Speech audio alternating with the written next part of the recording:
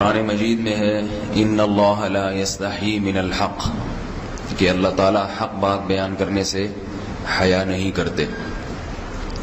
حدیث میں بھی بعض ایسے مسائل کو اللہ کے رسول نے بیان کیا ہے صلی اللہ علیہ وسلم نے جو بظاہر حیا کے خلاف ہیں، مگر اس لیے بیان کیا کہ اگر آپ صلی اللہ علیہ وسلم بیان نہ کرتے تو لوگ ان بے شرمی کے کاموں میں مبتلا ہو جاتے۔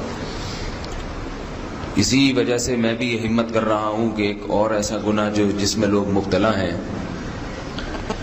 اور وہ ہے حیا کے خلاف، مگر ہے بہرحال شریعت کا مسئلہ اور لوگ اس میں گناہ میں مبتلا بھی ہیں، اس لیے بتانا ضروری ہے۔ یہ ہے کہ لوگ شادی کے بعد بھی آج کی نوجوان نسل زوجہ سے، بیوی سے غیر فطری طریقے سے ہم بستری کرتے ہیں۔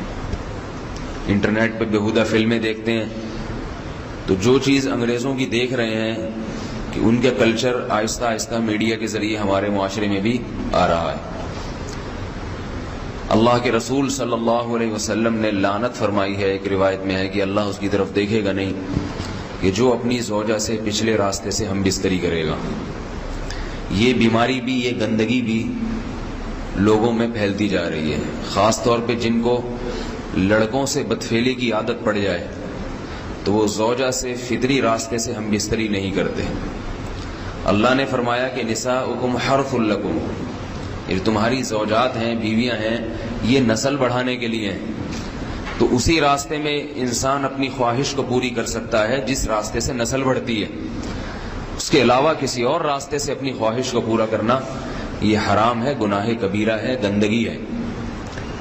ہمارے پاس کیسز آتے ہیں، ایک پاک دامن لڑکی کی شادی ہوتی ہے، لڑکا بھی بظاہر بڑا نیک، لیکن کیا ہے، لڑکا چونکہ ٹھرکی ہوتا ہے، شہوت کا درندہ ہوتا ہے، تو وہ یہ نہیں دیکھتا کہ میں اپنی بری خواہش مٹانے کے لیے میں اپنی زوجہ کو غیر فطری طریقے پر مجبور کیسے کر سکتا ہوں، تو مجبور کرتا ہے پھر اپنی بیوی کو۔ اس میں جو عورتیں زیادہ پاک دامن نہیں ہو، نیک نہ ہو، یا ان کو یہ ڈر ہو کہ طلاق ہو گئی تو ہم کہاں جائیں گے، وہ پھر اپنے شوہر کے ساتھ اسی غیر فطری طریقے پر آمادہ ہو جاتی ہیں، اور اس کا عذاب اور اس کا وبال یہ ہوتا ہے کہ کچھ دنوں میں ان کو بھی اسی کی لت پڑ جاتی ہے۔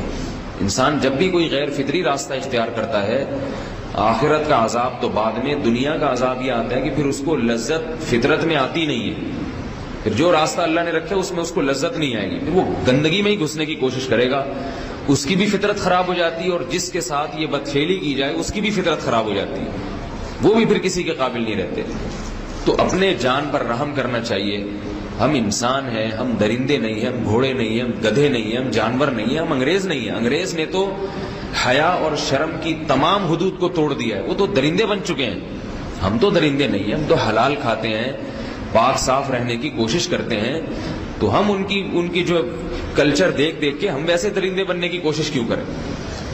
تو یہ بہت بڑا وبال ہے، بہت بڑی برائی ہے جو ہمارے معاشرے میں آہستہ آہستہ جڑ پکڑتی جا رہی ہے، اور اس سے بیماریاں بھی پھیلتی ہیں۔ غیر فطری طریقہ ہے، بیماریاں بھی پھیلتی ہیں۔ ایسے کیسز آتے ہیں کہ جناب مرد مجبور کر رہا ہے بیوی کو، اور وہ بیوی جو ہے ساتھ نہیں دیتی تو پھر اس کو طلاق کی دھمکیاں دیتے ہیں، ایسے کیسز بھی آتے ہیں۔ اور یہ بھی آتا ہے کہ مرد جب اپنی بیوی کو غیر فطری طریقے پر مجبور کرتا ہے، بیوی آمادہ نہیں ہوتی، تو مرد پھر یہ دھمکی دیتا ہے کہ بھائی میری خواہش تو تم سے پوری ہوتی نہیں ہے، پھر میں دوسروں کے پاس جاؤں گا۔ تو یاد رکھیں، جس عورت کا شوہر یہ دھمکی دے اس کو کہ میں زنا کروں گا اگر تم نے میری خواہش پوری نہیں کی غیر فطری طریقے سے، تو عورت اپنے شوہر سے کہہ دے کہ جاؤ تم کہیں اور جا کے منہ کالا کرو، تمہاری فطرت میں گندگی ہے تو یہ مجھے گندا بنانے کی کوشش نہ کرو، اس کو زنا کرنے دیں، وہ اللہ آخرت میں اس سے بھگتے گا۔ ہر بیماری کا اللہ نے علاج رکھا ہے۔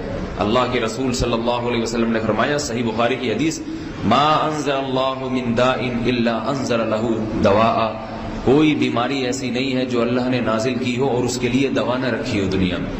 تو اگر کسی کو ایسی لت پڑ گئی ہے غیر فطری کام کی تو اس کو چاہیے کہ وہ اپنا علاج کرائے، ڈاکٹر سے بھی رابطہ کرے، اور سب سے بڑا علاج یہ ہے کہ کچھ وقت صبر کرے گا، چھوڑ دے گا کچھ عرصے کے لیے، تو خود بخود آہستہ آہستہ صحیح ہو جائے گا۔ ایک آدمی شراب کا عادی ہے، ایک علاج تو یہ کہ ڈاکٹروں سے رابطہ کرے، اور بہترین علاج کیا، چھوڑ دے، کتنے دن تڑپے گا، ایک دن 2 دن 3 دن 4 دن 1 ہفتہ 2 ہفتہ بہت زیادہ سال ہو جائے گا نا، اس کے بعد خود بہت ٹھیک ہو جائے گا۔ سگریٹ کا عادی ہے، چھوڑ دے گا تو کتنے لوگ ہم نے دیکھے ہیں دن میں 20 سگریٹ پیتے تھے، چھوڑنے پر آئے تو بالکل ایک دم چھوڑ دی انہوں نے، آہستہ آہستہ کر کے چھوڑ دی، لیکن تکلیف ہوئی مگر عادی ہو گئے۔ تو اب کسی کو یہ لت پڑ گئی ہے غلط کام کی، برائی کی، تو اس کا بہترین علاج یہ ہے کہ وہ اپنے آپ کو بدلنے کی کوشش کرے، ماحول بدلے، اور کچھ وقت صبر کرے گا تو اللہ اس سے یہ عادت چھڑا دے گا۔ نہیں کی، صبر نہیں کیا اس نے، پھر اسی گندگی میں موت واقع ہوگی، پھر آخرت کا عذاب بہت سخت، نسلیں برباد ہو جاتی ہیں اس عمل سے انسان کی۔ تو بات حیا کے خلاف ہے، مگر یہ کہ ایک بزرگ تھے وہ بات فرما رہے تھے، تو کسی نے پوچھا کہ حضرت آپ حیا کے خلاف بات کرتے ہیں، تو انہوں نے فرمایا تم بے حیائی کے کام نہیں چھوڑتے، ہم اس چھڑوانے کے لیے بات کریں تو ہم برے ہیں، اور تم کام کرو تو بھی برے نہیں۔ برائی کا کام کرنے میں برا نہیں بنتا، اور برائی کے خلاف بولنے والا برا بن جاتا ہے کہ دیکھو یہ کیسی باتیں کر رہے ہیں۔ تو وہی باتیں ہیں، اس لیے ہیں کہ یہ معاشرے میں یہ برائی پھیلتی چلی جا رہی ہے، اور یہ ہماری اپنا کلچر نہیں ہے، یہ امپورٹ ہو رہا ہے باہر سے، یہ امپورٹ ہو رہا ہے، یہ وہاں میڈیا کے ذریعے آ رہا ہے۔ تو وہ چیزیں دیکھا نہ کریں اور ان لوگوں سے دور رہا کریں۔ ہمیں تو دین کا داعی ہو کے ان کو ہدایت پر لانا تھا، بجائے ہم ہدایت پہ چل کے دوسروں کو چلانے والے بن کے ان کے راستے پہ ہم نے چلنا شروع کر دیا۔ اللہ تعالیٰ ہمیں اب دیکھیں ان کے ہاں ایڈز کا مرض پھیل گیا ہے۔ آپ بتائیے یہ ایڈز کا مرض ہمارا ہے کیا؟ یہ بیماری ہماری ہے یا ان کی ہے؟ ہمارے ہاں بیماریاں ہیں، کھانسی ہے، نزلہ ہے، ٹھیک ہے نا، بلڈ پریشر ہے، شوگر ہے، یہ بیماریاں ہماری ہیں۔ کوئی اللہ کا شکر ہے گندی بیماری ہمارے ہاں نہیں ہے، جتنی گندگیاں ہیں وہاں سے آ رہی ہیں۔ ایڈز کا مرض وہاں سے امپورٹ ہوا ہے، وہ ایڈز کا مرض اسی بدفعلی کی وجہ سے پیدا ہوتا ہے، اسی سے جراثیم پیدا ہوتے ہیں، اور اتنا خطرناک مرض کہ ایسے متعدی ایسے پھیلتا ہے۔ افغانستان میں ایڈز کا ریشو 0 تھا، 0۔ وہ جانتے نہیں تھے کہ ایڈز کا مرض ہوتا کیا ہے۔ جب سے امریکن آرمی، برطانیہ آرمی افغانستان میں آئی ہے، فوجی آئے ہیں، افغانوں میں ایڈز کا مرض پھیل گیا ہے، انہوں نے وہاں بدفعلیاں شروع کر دی ہیں۔ تو وہ تو حالانکہ ان کے لیے زنا کتنا سستا ہے، کتنا سستا ہے نا ان کے لیے زنا، پھر بھی وہ لڑکوں کی طرف مائل ہوتے ہیں۔ تو اتنی گندگی، ایسا گندا جب انسان بن جائے پھر اللہ اس کے وجود کو برقرار نہیں رکھتے، اور رکھتے ہیں تو پھر آخرت میں سزا دینے کے لیے اپنے آپ کو ان گندگیوں سے بچانا چاہیے، حلال پہ اکتفا کرنا چاہیے۔